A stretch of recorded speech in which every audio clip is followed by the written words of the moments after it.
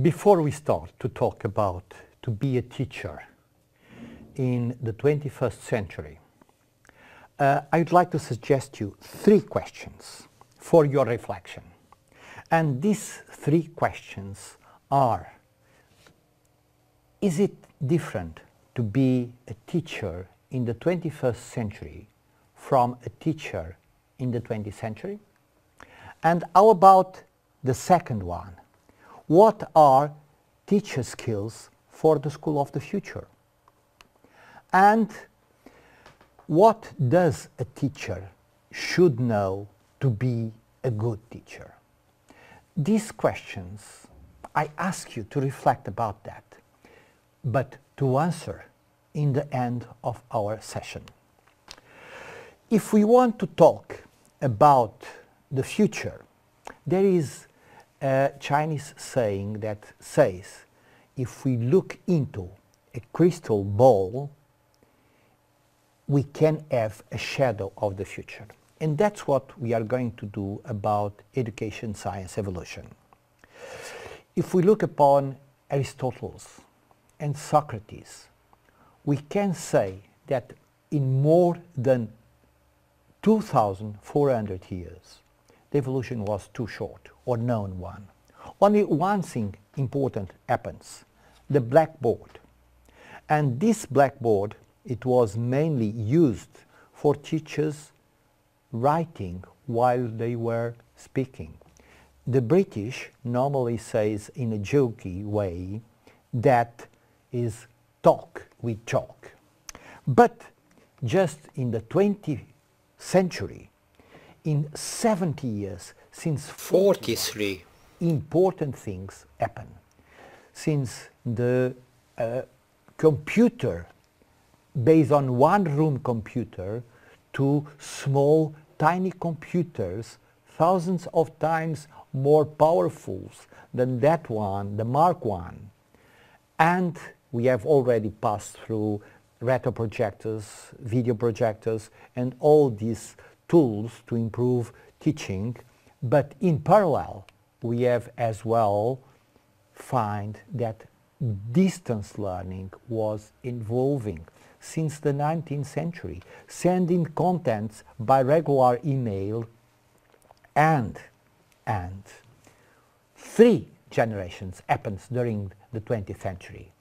And these 3 generations, based on open universities, on TV school, and video cassettes. And all this was running perfectly up till the 90s. In the 90s, a new thing, a very important step forward, it was e-learning. But e-learning was a little bit confusing. Distributed learning, web-based learning, internet-based learning, computer-based learning, distributed learning. But suddenly we realized that it was not efficient from the pedagogical point of view. B-learning as a new important stage. And B-learning was a mix. It was blended learning, a mix of presence and distance learning. This can be saying that we have 3 generations, and these 3 generations were based on first generation, e-learning 1.0. It was just delivering the contents, and the student should study, and after they should make evaluation, assessment for a final certification, and that's all. But with B-learning, we had, let's say, these activities in a synchronous format, contents distribution. E-learning 2.0 was the new step forward. When Stephen Downes and O'Reilly starts to talk in 2004 in Web 2.0, we had a new challenge. And this challenge was interactivity. This interactivity was a synchronous interactivity with forums, with wikis, and some other tools to make this type of interactivity. But this was not the end of the line. In 2 years, in 2 years, George Simmons started to talk about connectivism. And connectivism is using another type of tool, real-time connection, interactivity, synchronous interactivity, using virtual classrooms and other types of tools like this. And this shows us another type of blended learning. And this blended learning was sending activities on asynchronous, the contents students should study about, and another thing is synchronous activities. These synchronous activities should be in presence or in distance, virtual classrooms. And this is a very important step forward. Why? Because today we have more or less using this type of contents in one format, just learning. And this learning means what Rosenberg told to us in 2001. Rosenberg said that in the future the most important revolution, it was not e-learning, but it was just learning. This means that if we are teaching in a presence course, we are using online tools, online contents and other activities like this. But if we are teaching in a distance course, we are using as well synchronous activities to make it efficient from the pedagogical point of view. And the question is, what can we do about this to improve this situation? To improve this situation was enormous evolution since during all the 20th century. From behaviorism to constructivism, from Watson, Skinner, Piaget, Vygotsky, the theory of multi-intelligence in the learning styles of Gordon pointed out in the 80s, emotional intelligence of Daniel Goldman, interactivity and learning from neurophysiological point of view presented by Alcino Silva, and social learning and collaborative learning, connectivism from George Simmons. This is an enormous evolution, only during 1 century. And how do we learn? This is an important ingredient that teachers should know in order to be able to make a good teacher. We receive the information in the working memory, let's say short-term memory. And this memory, we integrate all the information to the long-term memory and with flexibility, interactivity and repetition. Let's have a look how does it works really. We are with the metacognition process receiving information, which is a behaviorism activity, and this information is being changed to the long-term memory through a constructivist approach. Reflection, interaction and repetition, they are the main steps for the evolution or the integration from short-term memory into long-term memory. But what should we do to teach how to learn? This is very important. This was not used to teach before. Before we just say, you should learn, you should study, you should study, you should study. These are the only words we knew. But now there are methodologies, there are technologies that we can use to be a good teacher in the school of the future. Our students are mainly using TV, mobile phones, video games, and only less than 2% of all involvement they are reading. So we must be careful on using our contents and the way we are offering them. Our students are digital multimodal learners. They have different learning styles. They are learning quantities of information in a structured format, and they receive the information in the working memory and store it in the permanent memory for interactivity and reflection. These are our clients. But our clients are always asking us multimedia contents, and we should be prepared for it. Okay, which are teacher skills to be a good teacher in the 21st century? The question is, we can make learning and teaching scenarios for the school of the future. These scenarios shows us that we are using traditional courses and MOOCs, massive open online courses, formal and informal, presence and distance, grades, postgrades, PhDs, CV evolution, and so on. This is a new approach. But this approach is based on a principle. And this principle is the 4 years we are spending in the university is an introduction for 40 years of permanent learning, life learning of 40 years. This is our challenge. And what to do to learn how to be a good teacher.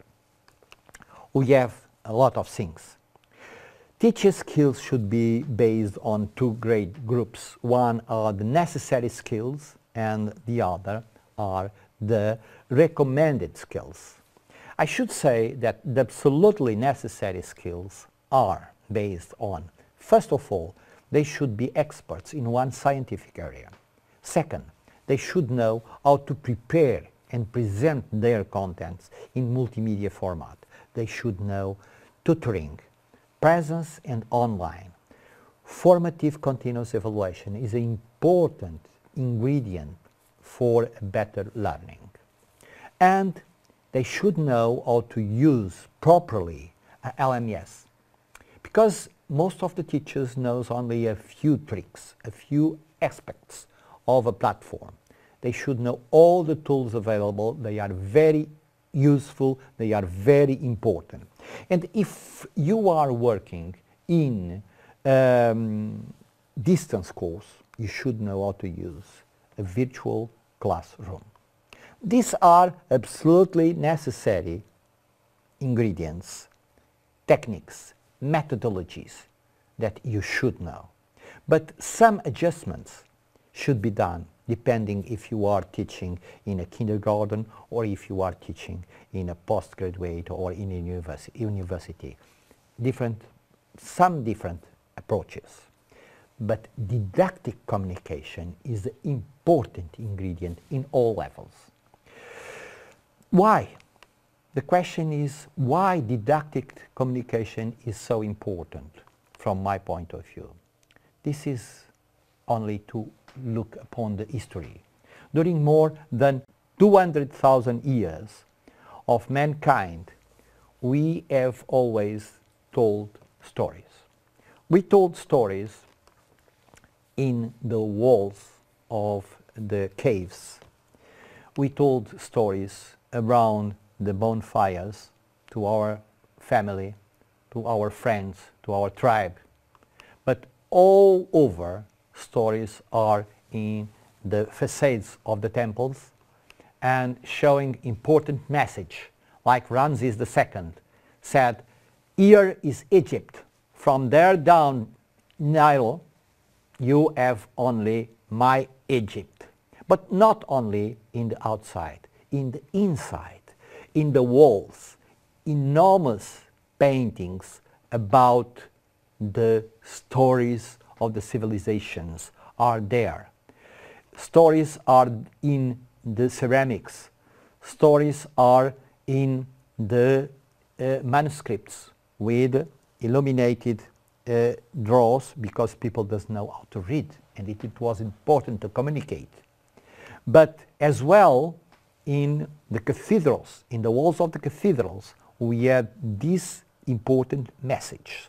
The Bible is there in the walls of the cathedrals. Someone says as well that even the animals spoke. We have not scientific proofs about that, but are people saying that? Okay? Today everything is different. We are in a new renaissance. A new renaissance looking for the global culture in all planet, a new way of writing, the digital way, and a new way of publishing, which is the web. This is really a revolution. This is a new way of expressing and presenting things. But another important thing that we lost the way of communicating, and this way of communicating is we are using today mainly mobile phones wherever we are using them in classrooms, in beaches, in railway stations and so on. Even at home, we lost the possibility or the know-how of telling stories. We mainly watch television, nothing else. The question is that we are using today presentations, but these presentations, they have not quality from the pedagogical point of view, because these presentations should be messages, should be already made, not lots of letters, not lots of images. They are done in all cultures. They are done in English culture, they are done in Spanish culture, they are done in Portuguese culture, all over. They are making all over the same mistakes. We have to correct it for the benefit of the quality of the teaching and learning. We lost for that the knowledge of storytelling and narration. But it does not learn yet the know-how of making good presentations. We are living in exponential times. These exponential times, we have a revolution. We are facing a revolution. And this revolution is about multimedia, is about sharing, is about thinking, is a new revolution covering a lot of experts.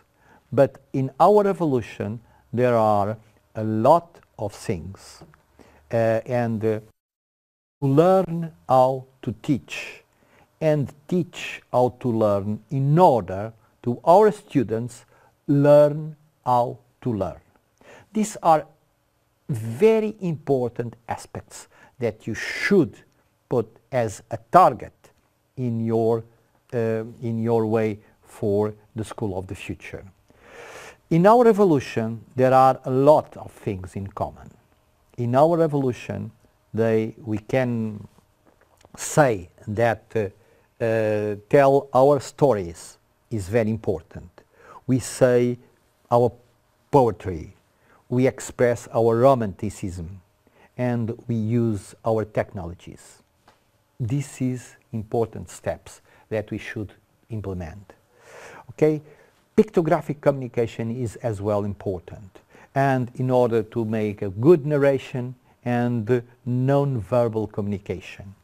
And all these things are important, and now it's very important to know how to tell stories. Storytelling is a must for the future. And this complexity of storytelling is based on recreating stories, recreating contents, presenting traditional culture or high-tech information in a common language. It's important that we communicate and we know what we are saying and the other people know what we are saying. These are important. This is the moment.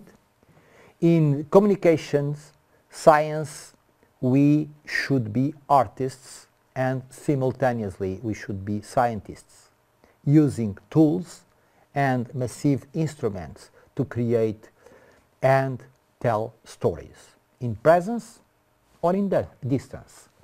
This is storytelling. But this is not all. Everything to create the best way of communicate, we should take profit of the new tools. And for this we use face-to-face interactivity or remote collaborative work with storytelling. Finally, we should reinvent a new story. We should reinvent a lot of things, but never, never we should be afraid. Afraid is not a word in our vocabulary. Finally, what we are questioning is not the possible. We are questioning and challenging the impossible with storytelling. To tell you, finally, storytelling is a way of implementing our ideas, our contents, our services, or our products successfully. I can say that one of the most important men in the 20th century and one of the best on storytelling was Steve Jobs. He was a fantastic, successful man in the 20th century. Today, everyone are looking for multimedia contents, but from 100% of contents published, more than 3/4, I'd say more than 77% are multimedia contents, and only 23% are text contents. This is something important that we should point out. And there are two types of storytelling. One is contents and another is stories. And this is, let's say, important. And to make good stories, we should be very attention. Almost perfect presentation, it's based on two important aspects. And these two important aspects are prepare and present. And to prepare, you should be an expert on the content you are presenting, and you should know very well your audience to focus your presentation to your audience. And to present, you should have a very good slideshow and a good didactic communicator. You should be using storytelling techniques. Finally, the question is, are we teachers prepared for the future? Before I finish, I would like to remember you about the questions I have presented in the beginning. And I suggest you that you will make a meeting with your colleagues, with your research group, with your friends, and reflect about these questions. But I would like you to make some other questions and to debate among you. Thank you very much for your attention. You are welcome to put me questions if you need. Thank you very much.